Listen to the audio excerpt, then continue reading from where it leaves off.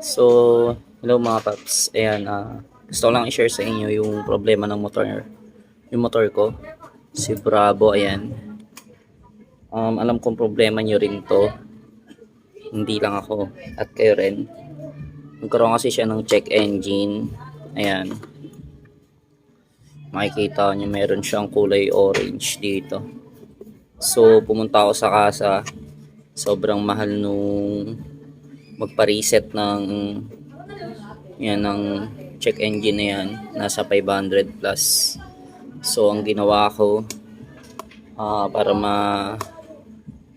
para matanggal yan, kasi may mga napanood naman ako sa videos sa mga YouTube, ayan, napanood ko sa kanila kung paano tanggalin yan. So may mga ginamit lang ng mga equipment dyan, yung OBD2 tsaka yung OBD wire nya. So ito nga pala yung guys binili natin sa TikTok, and yung LELM327 OBD2 diagnostic interface, tsaka yung ano nya, yung wire. Ito meron din ito sa TikTok, pero na-order ko to sa Shopee. Nalagay ko na lang sa description kung saan ko siya na-order para i-click nyo na lang siya guys. So paano nga ba tanggalin tong check engine na yan?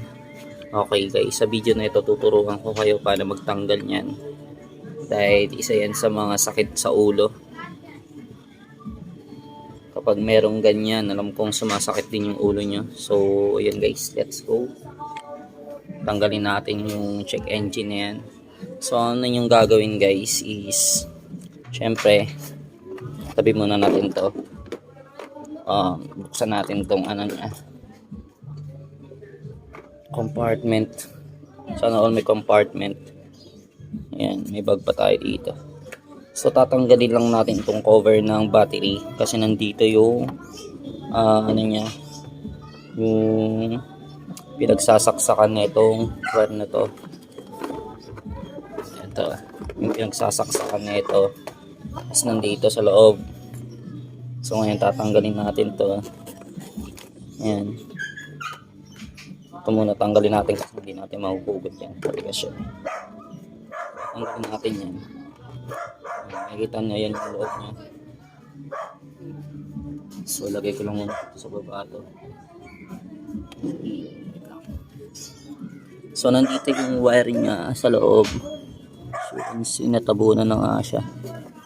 Ito, oh my god, sa loob. Ayan. So ang gagawin lang natin yung guys is tatanggalin lang natin tong takip nya. Kasi may takip yan. Ito yung pinakaano yan. Ayan, tatanggalin lang natin yung takip yan. So let's go. So tanggalin lang natin yung takip na ito.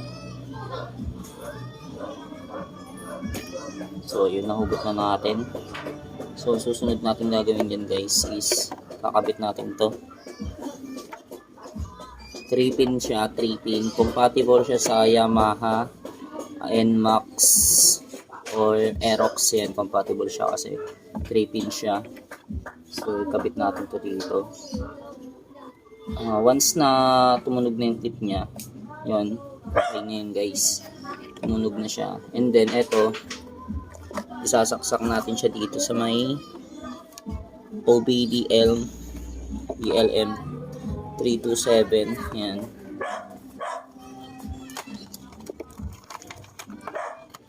Ingin ng aso. So yun, tanggal na natin siya. So ngayon ikakabit natin siya dito. Itong ano niya, loob niya, tsaka ito. Sasaksak lang natin siya yan guys. Ayun, kung makikita nyo, umilaw na yung kulay pula niya. So hindi ko siya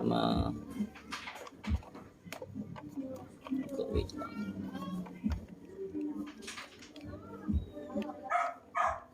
Ayan, kung makikita nyo guys, umilaw na, nagkulay pula na siya. So ibig sabihin compatible siya sa motor natin. So ngayon try na natin siyang i-reset. Nga pala guys, magda-download kayo dyan ng ng car scanner. Isasama ko na lang dito sa video mamaya. Magda-download kayo ng car scanner, and then ayun, yun ang gagamitin natin. So sa pagtatanggal naman yan guys, ito. So yun na nga guys, magda-download kayo dito ng car scanner. Ito yun. Pero una yan sa lahat, i-connect muna natin yung etong Bluetooth na to dito sa cellphone na yan. Kasi ito yung gagamitin natin pang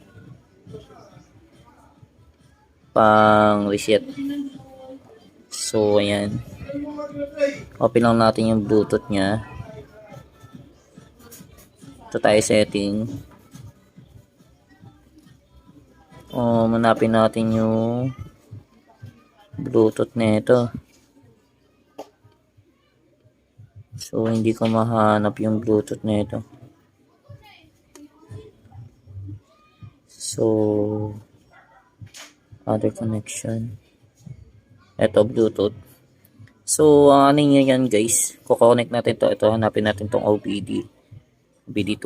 Tapos i-pairing lang natin siya. Sa pag-set ng password niya guys, makikita nyo meron siyang enter pin to pair with OBD2. Try nyo yung 000. Ngayon kung hindi siya gumana sa 00 na 4, ayun, katulad nyan. So pindot natin tong okay. Ayun ang lalabas nyan, pin pairing error. So i-try nyo ulit natin, pairing ulit natin yan. I-try naman natin tong 1, 2, 3, 4. So lagay natin 1, 2, 3, 4, and then connect.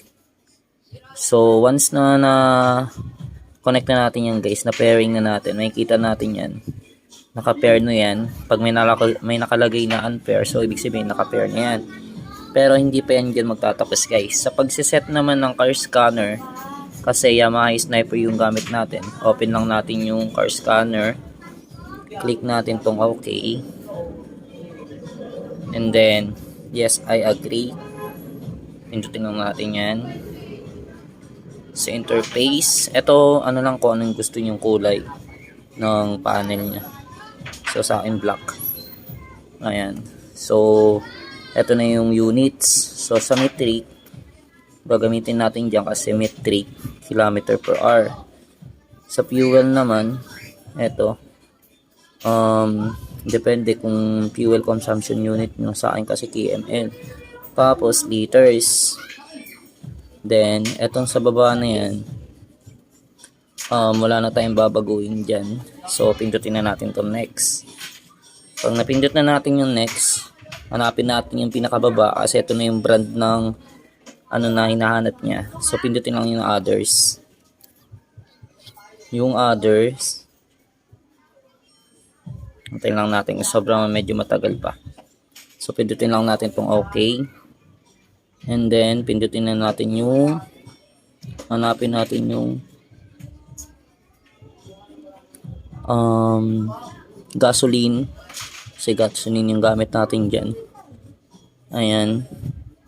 Wala na tayong babaguhin dyan. So pindutin natin yung next.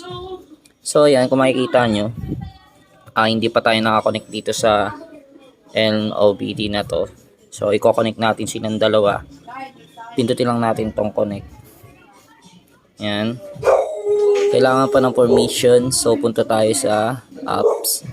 And then eto, permission. Pindutin natin location, always allow. And then storage, na-allow na natin yan. So ito storage, allow access, yan. Also okay na yan, all set na, all goods. So notification, naka floating naman siya.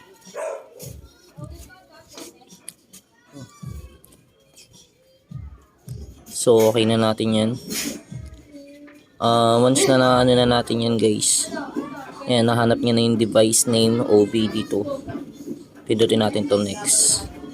So makikita nyo nagkulay blue na siya. Ayan. So magko-connect na yan. Ayun, kung makikita nyo connected na siya, nagbi-blink na. Ayan. So ito turn on na natin yung engine. So ito yung engine niya. Saraduhin ko lang muna saglit. Turn on lang natin yung engine. So ayan, kung makikita natin guys is nagkulay green na siya. So ito nawala na yung ano niya, yung ano na niya, basta yung kanina. And then sa pagtatanggal nung engine error na yan, sa pagtatanggal niyan, ito na yung gagawin natin. Dun sa car scanner natin, hanapin natin tong diagnostic trouble. Click lang natin yan. Tapos ito, kung wala naman siyang hinihinging code, clear natin yan. Ayan, kung wala naman siyang hinihinging code dyan, ewan ko lang compatible pa to kung may mga code pa, kung gagana pa siya. Sa akin naman siguro wala naman siyang code na lumabas. So pindutin lang natin tong clear. So ayan, pindutin lang ulit natin to. So titingnan natin dito guys. So kung makikita nyo, ayan, nawala na yung check engine natin guys. So all set na, nawala na yung check engine natin. So makikita natin dito is DTC clearing complete. Please remember that the final decision to reset or not reset the DTC is made by board control units. Clear the troubles. So okay na yun guys, all set na. Ngayon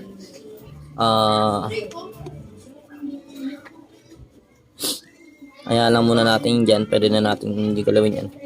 So kung makikita natin guys, ayun, nawala na yung problema, sakit sa ulo natin. So try naman natin siyang patayin. Patayin natin siya.